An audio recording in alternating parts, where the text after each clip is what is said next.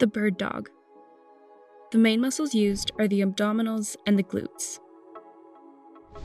To perform this exercise correctly, begin in a tabletop position. Engage your core and reach your arm straight forward in front of you. Lift your opposite leg and push that heel towards the wall behind you, keeping your toes pointed down and your hips aligned. Your body should be in one straight line from your heel all the way to your fingertips. Return back to the tabletop position and repeat on the other side.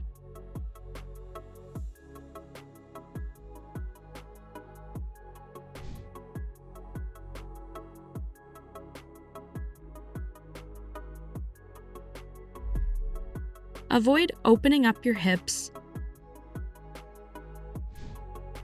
Avoid hyperextending your low back and allowing your belly to sag or moving too quickly.